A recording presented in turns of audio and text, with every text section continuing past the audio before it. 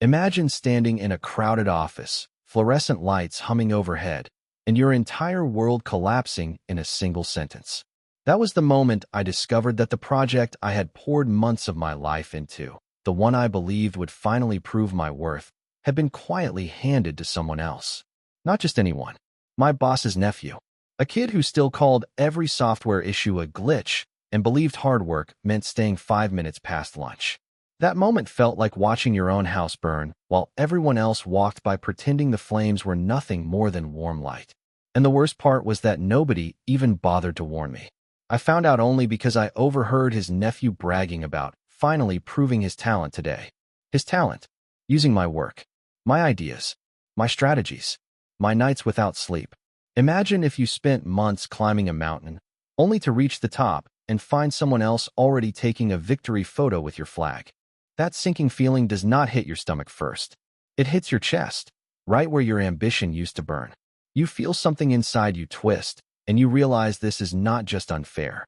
It is personal. I stood there listening to him laugh with my boss, and it felt like they were discussing a stranger, not the work I had practically carved out of my own bones. Every instinct inside me told me to march in and demand answers.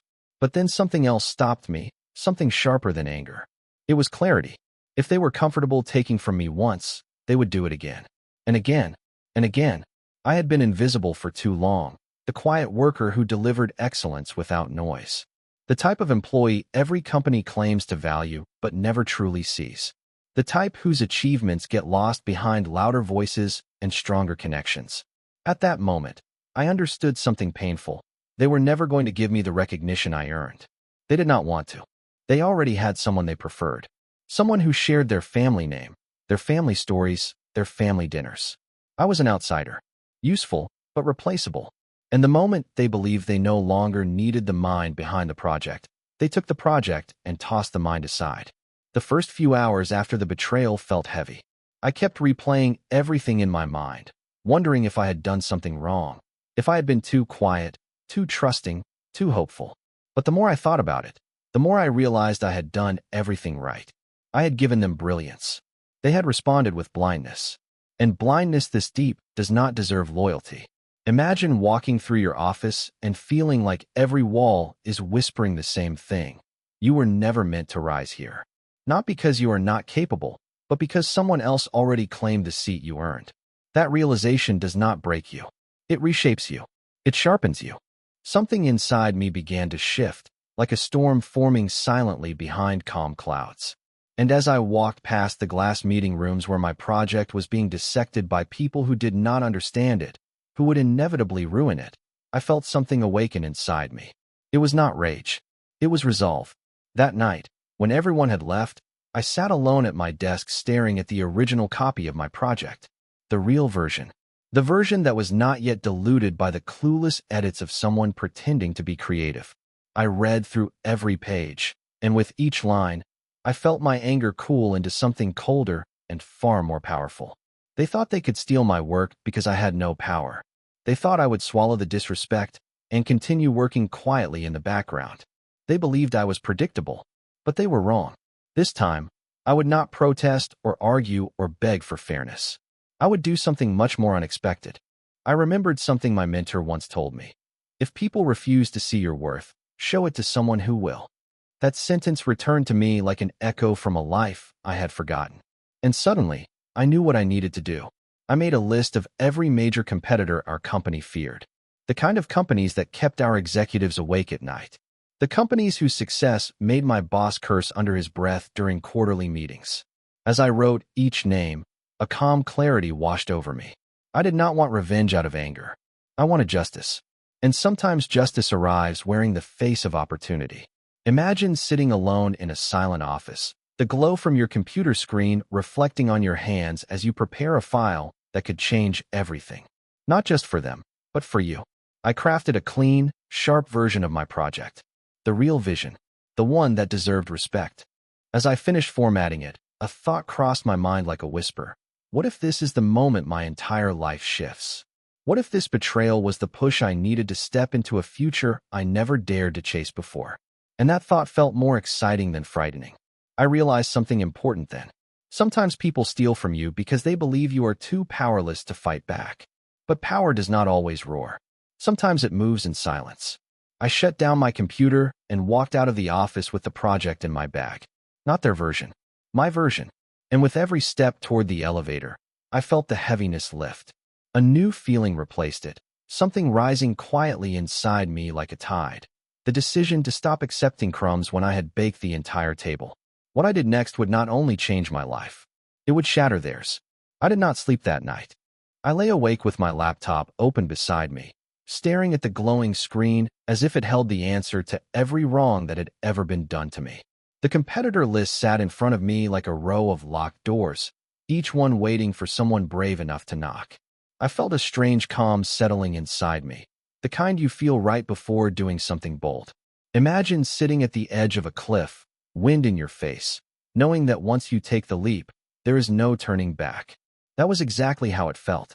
I chose the first company on the list, the one our executives complained about the most, the one always one step ahead of us.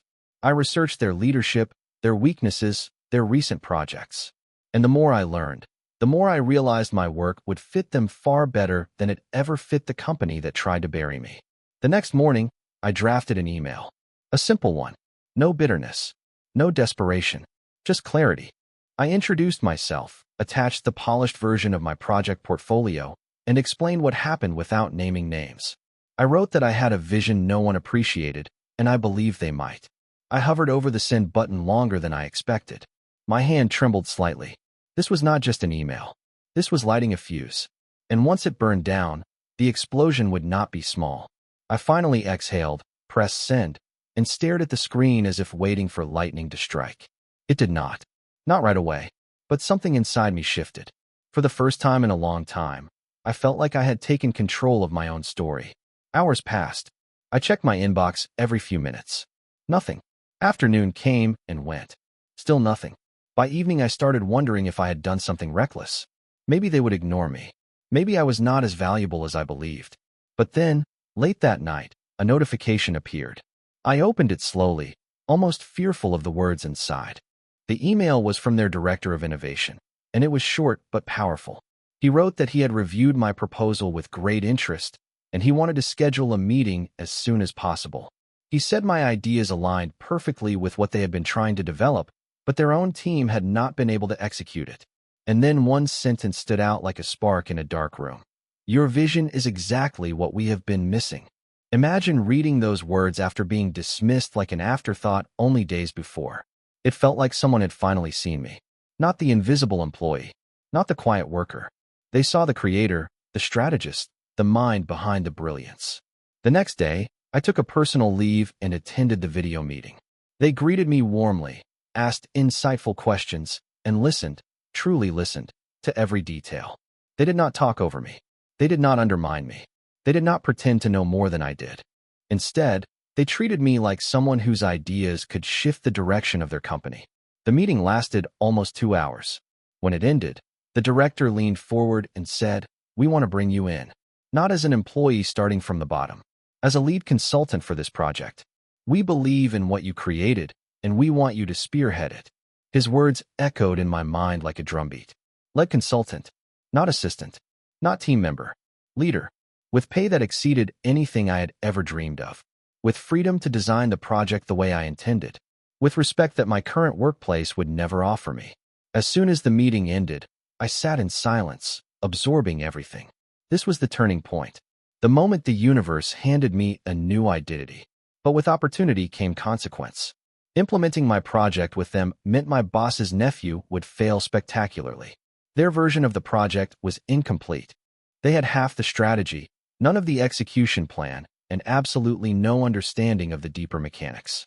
Without me, they were walking straight into disaster. And the competitor now had the strongest version of the idea, the version that could crush my company's upcoming launch. The one they were relying on to impress investors next quarter. I suddenly realized the scale of what I had done. I had not just given myself a new opportunity.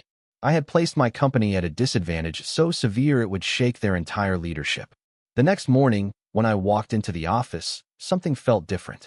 The energy was tense, almost suffocating. People whispered in hallways. Meetings were being scheduled at unusual times. Something was unraveling. And then I heard it, my boss yelling behind a closed door. His voice carried through the thin walls, sharp and frantic. He was berating his nephew for missing key components of the project. He kept screaming that the initial investor review was a disaster, that nothing made sense, that it looked like a half-finished puzzle. The nephew tried defending himself, but the excuses only made the yelling worse. Imagine standing there listening to the chaos that someone else created with what used to be your brilliance. A strange satisfaction washed over me. Not joy, not cruelty, just quiet justice. They had taken something that did not belong to them, and now the consequences were beginning to bloom. And the bloom was dark. Later that afternoon, the entire project team was called into an emergency meeting. The bosses looked nervous, pale, sweating. They said the competitor had announced a press release scheduled for the following week, and rumors suggested they were unveiling a product very similar to ours, except more advanced, more innovative, more complete. I kept my face neutral, but inside, a storm rumbled softly. They had no idea the storm started with me. The office turned into a battlefield of hushed conversations, frantic typing, and panicked meetings. You could feel the desperation in the air, thick enough to taste. Everyone knew something catastrophic was coming, but nobody could understand how the competitor had outpaced us so quickly. Nobody could imagine that the reason was sitting silently at a desk on the far side of the room, typing calmly while the world around me cracked open. It was surreal to watch leaders who once strutted through the office with confidence now stumble around with worry written across their faces. Their certainty had evaporated. Their dominance had been challenged, and the fear of what the competitor might reveal next week consumed them all. A few days later, the announcement dropped. The competitor unveiled their new system, my system, fully polished, beautifully executed, and strategically flawless. The industry buzzed within minutes. Analysts praised its ingenuity. Reporters called it a game-changing breakthrough. Tech forums exploded with questions about how they pulled off a launch so smooth and advanced. Meanwhile, my company was left stunned, scrambling to salvage its now outdated, incomplete version that had been handed to a nephew who had no idea how to build it properly. Inside the office, chaos erupted. The executives were livid. Investors demanded explanations. Projects were halted. Emails flooded in with subject lines like urgent, emergency, and immediate action required. My boss looked like he had aged 10 years in 1 week. Every morning he rushed into the office with dark circles under his eyes, muttering about deadlines, investor calls, and reputational damage. His nephew avoided eye contact with everyone.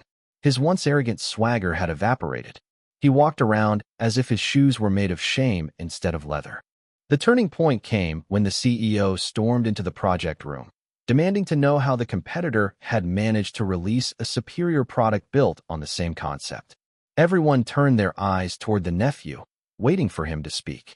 He stuttered through an explanation that made absolutely no sense. He blamed the shortened timeline. He blamed the lack of resources. He blamed vague communication issues. But the CEO was not convinced. He looked furious. He demanded clarity. And that was when the nephew made the mistake that changed everything. He admitted, under pressure, that the project had originally been mine, before his uncle assigned it to him. Silence filled the room, the kind of silence that suffocates. Then, slowly, the CEO turned to look at me. I held his gaze without flinching. Imagine standing there, calm while the truth finally cracked open around you. My boss's face went pale. The CEO asked me to step into the conference room with him. The nephew tried to follow, but the CEO told him to stay behind. That moment alone told me the tide had shifted forever. Inside the conference room, the CEO asked me one question. Did you know the competitor was working on this? His tone was cold, controlled, the kind of tone that hides storms behind it. I answered honestly. I told him I had no idea what the competitor was doing. I told him I was simply informed that my project had been reassigned without my consent, and that after that, I focused on whatever tasks I was given. Every word I spoke was true, and the CEO could not challenge it. He knew the problem was not me. The problem was the decision to take a fully developed project from the person who built it and hand it to someone unqualified. He knew leadership had failed. He just did not yet understand how deeply. He dismissed me politely, but with a tone I had never heard from him before, respect. When I stepped out of the room, Whispers spread immediately. Something had shifted. Something big. Later that afternoon, my boss went into a private meeting with the CEO. He did not come out for an hour. When he finally did, his face was drained of color, his hands shaking. The nephew rushed over to him, but he brushed him off. The two of them locked themselves in their office for the rest of the day. By the next morning, an announcement email went out to the entire company. Effective immediately, the director of operations will be stepping down from his position. My boss had been removed. Not quietly, not gracefully, completely. The nephew was reassigned to an entry-level role. This time, with actual supervision. His smug confidence disappeared overnight. The man who once paraded my work as his own now sat in the corner of the office, forgotten by everyone. But the story did not end there. 2 days later, I received a message from the competitor company. They wanted to finalize my contract. They wanted me to lead the next phase of development. They wanted me to join at a level I had never experienced before, high-ranking, decision-making, creative authority. They did not see me as a replaceable employee. They saw me as a force. Imagine packing your things from the desk where you once felt invisible. The same desk where you watched others take credit for your sacrifices. The same place where loyalty had been mistaken for silence. I walked out of that building with the calm confidence of someone who had reclaimed their own future. Coworkers who never acknowledged me before suddenly wished me well. Some even apologized. But their words meant nothing now. I had learned that validation from the wrong people is worse than silence. When I arrived at my new workplace, everything felt different. Brighter, warmer, more alive. They greeted me not as an employee, but as a creator. They welcomed me into rooms where my voice mattered. They encouraged innovation. And when they introduced me to the team as the mind behind the breakthrough project, I felt something inside me settle for the first time in years. It was not revenge that satisfied me. It was justice.